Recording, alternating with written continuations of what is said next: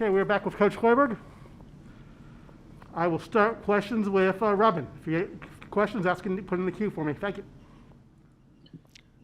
Fred, obviously you guys have a completely different team from a year ago, but Georgia Tech returns pretty much everyone.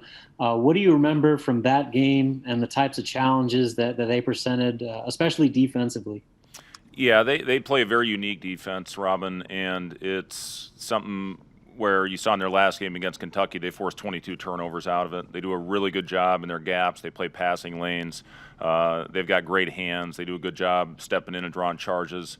It's a very difficult zone to prepare for. It's very tough to simulate in practice because of their length. It's a 1-3-1 that morphs back into a 2-3, 3-2 based on where your players are, and they match up out of it. That's one thing last year. I thought played in our heels a little bit. We have to continue to play fast. We have to continue to play with pace and try to get down the floor quickly, regardless of what defense we are playing against. And that's what the zone is meant to do. It tries to take you out of your rhythm. I thought Georgia Tech did a phenomenal job against Kentucky of doing that. And again, forcing those turnovers, which got them out in transition, got them easy baskets, and got them confident early in that game. But I thought Georgia Tech really dominated that game from start to finish. So we're going to have to come out, hopefully get off to a good start, hopefully knock some shots down early, and really stay on attack mode for the entire 40 minutes. Sam McEwen? Hey, how good is number 5 for them? They use him in a lot of different ways. He's out on the floor. He can be underneath. How much of a challenge is he to stop, and how do you go about trying to do so? Yeah, Moses Wright's been as good as any player in the country so far. He's averaging 24 and I think almost 11 rebounds, and has done it in all 3 games. And you just look at he's playing with so much confidence right now, Sam, is what I've seen. He's 3 for 5 from the 3-point line.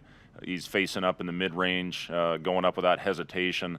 He's a terrific, averaging 5 offensive rebounds a game. That's going to be a huge challenge for us, and one of the big keys if we want to win is we're going to have to do a good job on the glass. He comes from all over the place. Transition, he'll fly out of nowhere for tip dunks, and he's got great athleticism. And then on the block, he's got a really nice jump hook, good pump fake down there. He had several 3-point plays against Kentucky. The biggest thing about Moses Wright is the motor that he plays with. The kid plays so hard and plays with a great passion. So yeah, that's a tough matchup for us just because of his size and athleticism. Chris Bassnett? Hey, Fred, do you feel like your team is, no, obviously you don't have a choice, but do you feel like your team's ready to kind of take the next step up as far as competition, playing a good Georgia Tech team, then obviously Creighton later in the week, and what makes you think that the guys are ready for that next step? Yeah, I think we've had very good challenges early in the season, and you see a team like North Dakota State, what they've done, going on the road, playing Creighton to a 10-point game, having a chance to win it under a minute against Kansas and Allen Fieldhouse. That was a great challenge, playing against South Dakota. A team that's got very good athletes, a team that, gave us a great challenge. The game against Nevada obviously was a difficult game for us, played us a different way, a team that I think will do very well in their league.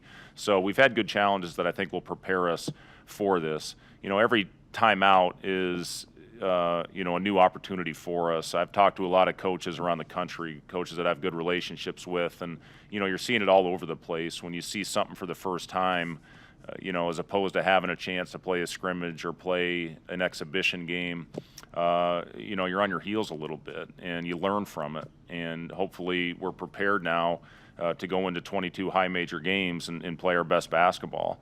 Starting with this game in the ACC tomorrow, then a great team, top 10 team in Creighton with a one-day prep, and then having 20 Big Ten games. So we're going to have to play really good basketball to have a chance to win these games. But I'm confident in our group. I love their mentality. I've talked about it a lot, with their passion for the game and their commitment to this game, commitment to their craft. And I'm confident we're going to go out and compete every night. It will be good enough, I don't know, but we're going to go out and compete every time we step on the floor. Kevin Suits? Fred, schedules are so bizarre this year. There's not many non-conference games, no matter what league you're in. But yet somebody made a point to make sure that the Big Ten was still playing the ACC in this challenge, and this series would continue. Why do you think that was the case? And the schedule makers, why do you think that they remained committed to this despite everything that's going on? Well, it's a big game. It's arguably the two best leagues in the country going at it, and the opportunity to be on national television, to play these showcase games. You see the games that are being played tonight. You have some phenomenal matchups. You got a couple more great matchups tomorrow, and then unfortunately you've had a couple games that are postponed right now that we'll see if they get back on the schedule. But it's a great event. It's a phenomenal event. Hopefully we'll do our part and go out and play well tomorrow and give ourselves a chance to win. Michael Bruns? Fred, what did you guys kind of get out of that, I guess, unexpected break that you had? I mean, what did you kind of focus on? And I guess as a follow-up, are you guys looking for a replacement game for that, or how are you kind of handling that? Yeah, I mean, it was a disappointment, Michael, obviously, for our guys. They were in the weight room when the word came out that the game against South Florida had been canceled due to a staff member coming down with the virus, and then we made the decision that it was best to not take any chances. And, that again, we knew the likelihood of something like this happening was very high. We, anticipate that probably this isn't the last time that this will happen for us or for our league. So, it was deflating for the guys, and you had to manage it properly to get their minds right and get them prepared to go on to the next step when they lose an opportunity to go out there and compete. Everything you work for is for those game opportunities, and when you have the disappointment of one getting canceled in a shortened season already, it's a letdown for the players. So we went out and had an upbeat, more skill work type practice that day. We had a good, solid workout the following day, and then gave them the following day off because of the short turnaround that we're going to have this week. It was really our only time to take a break. So, it's just getting the mentality of our players where it needs to be to compete against the teams that we're going to be playing this week. And again, we've had 2 really good days of preparation. Hopefully have another sharp workout today, good walkthrough tomorrow, and go out and play well. Okay, we'll take about 3 more here. Let's put Matt Foster. Fred, I know your focus is on Georgia Tech, but I want to ask you about the Creighton Nebraska rivalry real quick. How big of a game is that to you, knowing what it means to the fans in the state of both schools, and how much do some of the newer guys really understand how big of a rivalry it is between Creighton and Nebraska? Yeah, it's always fun playing in rivalry games. I was part of a great one in the state of Iowa growing up, playing for Iowa State, playing 4 years against Iowa and then coaching in that same rivalry game for 5 years. So to have 9 opportunities to coach in a game that means so much to the state, it's a privilege and it's an honor to do that. So, obviously right now our focus is solely on Georgia Tech. You can't look by anybody, and, specifically a team of this caliber that's coming off an unbelievable performance. But certainly our guys know, they saw what happened last year, with just absolutely getting it handed to us. Creighton has a chance to be there at the end this year and, is a national championship contender with the players on their team. But right now, Georgia Tech is all we're focused on, and then, we'll worry about Creighton when we get that 24 hours to prepare for them. Sam McEwen? This is similar to Chris's question, but do you feel like your team is better equipped now to face the more talented teams? I mean, Lord knows you got a bunch of them in the Big Ten, but at times last year you guys would have 25, 30 good minutes, but then there'd be that 10 minutes where it was sort of a separator.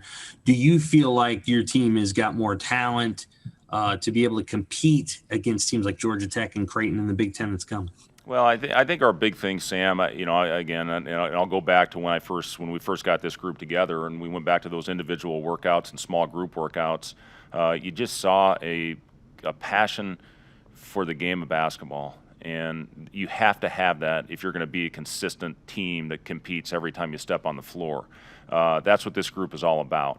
You look at the length and the athleticism that we have with this group. I think it does give us an opportunity to compete.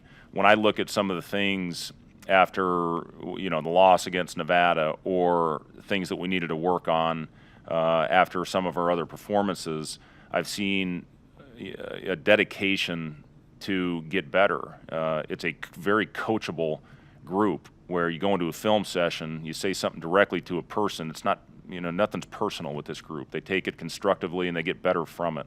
So just from a mentality standpoint, Sam, I think this group has what it takes to be a group that competes every night. And again, with the teams we're competing against and the talent we're competing against, is it good enough? We'll see. But I am confident that we're going to come out every night and give everything we have. We'll finish with Jake Padilla.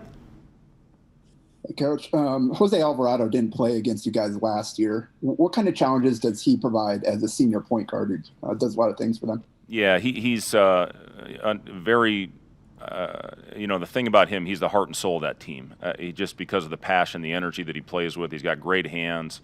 He creates a lot of steals. He's the head of the snake in that zone. He'll pick you up at half court and really make you work right as you get over the line. And he's a guy that can make shots and make plays. So he's a very very good lead guard that does a lot of things for that team. And most notably his defense. He does a great job of picking you up and making things difficult for your point guard. We'll finish with Robin Washington. Fred, I just wanted to clarify. Did you say that you guys are looking to replace that Florida A&M game yet? Or we'll see how things go, Robin. Right now we feel we have flexibility with it, and we'll see how things go. These next couple games, but we'll see, Robin. Right now we don't have anything planned, but we do have flexibility, obviously, with having one more game in our back pocket. Thank you, guys. That will finish up, Coach. Thank you. We'll be responding. Thanks, sir.